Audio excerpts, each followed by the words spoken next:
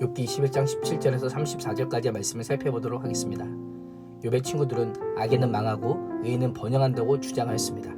그러자 욥은 친구들의 주장이 반드시 현실에서 그대로 적용되는 것이 아님을 지적합니다. 17절과 18절은 일부 악인들의 번영과 형통의 실례를 통해 현세적인 인과응보의 원리의 모순을 지적합니다. 욥은 악인에게 재난이 가득하기는커녕 악한 자들의 등불이 꺼지는 것을 본 일이 없었고 재앙이 닥치는 것도 보지 못했다라고 합니다.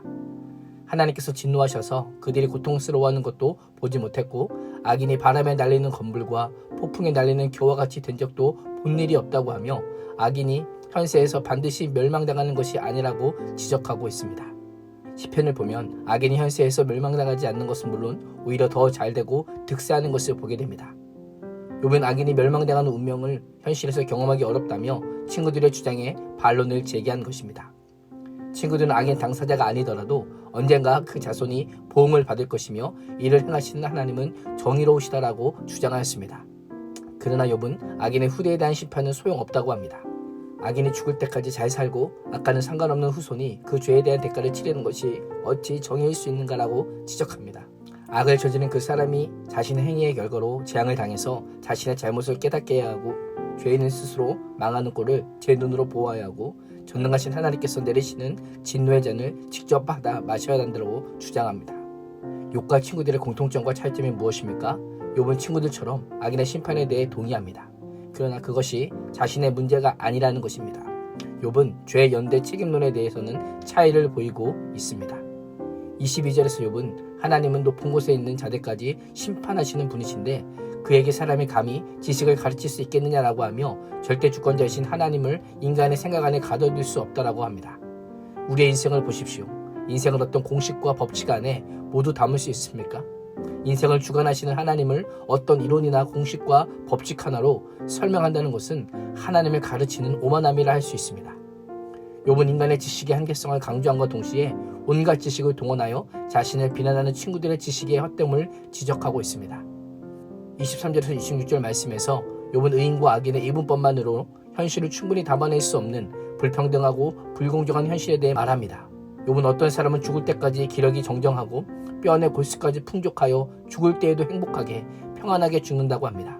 그러나 어떤 사람은 행복하고는 거리가 멀어 평생도록 한 번 좋은 것을 맛보지 못하고 고통스럽게 살다가 고통스럽게 죽음을 맞이하기도 한다라고 합니다.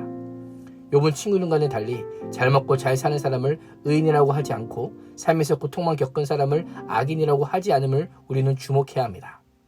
욥은 인과응보의 보상 원리가 무관한 현실을 묘사하고 있습니다. 평생 행복하게 살았든 고통스럽게 살았든 공통적인 것은 결국 모두 죽음이 찾아온다라는 겁니다.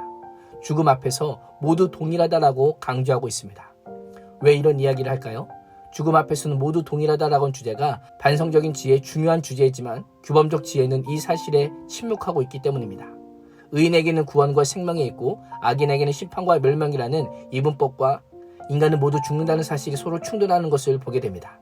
욥은 현세적인 삶의 양상으로 의인과 악인을 구분하고 자신이 현재 고난받는다는 이유로 자신을 죄인으로 매도하는 친구들의 태도를 지적함과 동시에 하나님의 섭리의 불가해성을 강조하고 있습니다.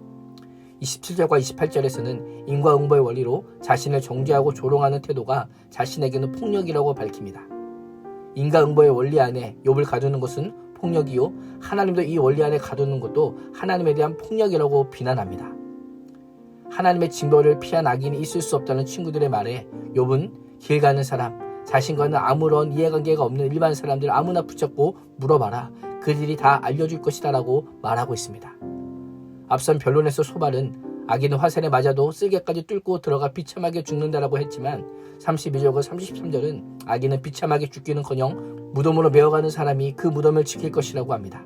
욥은 친구들의 주장과는 달리 악인이 살아서는 물론이거니와 죽은 후에 무덤에서도 평안을 누리는 인과응보의 원리가 적용되지 않음을 지적합니다. 수도 없는 조문객들이 장래 행렬을 따르고 골짜기에 있는 흙마저 그의 시선을 부드럽게 덮어주기까지 한다라고 하며 욥은 친구들의 주장이 현실과 모순되는 것이 투성임을 강조합니다. 욥은 34절에서 친구들의 말을 이렇게 요약합니다. 그런데도 너희는 나를 헛되이 위로하려느냐? 너희 대답은 거짓뿐이니라. 헛되다라는 것은 허무하고 공허하다, 헛되고 무가치하다라고 하는 의미를 가지고 있습니다. 욥은 친구들의 말이 휙 하고 사라지는 바람과 같고 빈말로 나를 위로하는 것이요 너희가 하는 말은 온통 거짓말뿐이라 라고 합니다. 친구들은 자신들의 더 지혜 있는 자처럼 말하지만 욥은 친구들이 주장하는 논리가 잘못되었음을 논중하며 자신도 확실하게 알 수는 없지만 선과 악, 인과응보의 원리로만 설명할 수 없는 하나님의 섭리와 주권이 있음을 강조하고 있습니다. 욥은 하나님 앞에선 인간의 연약함과 그 한계를 분명히 밝힙니다.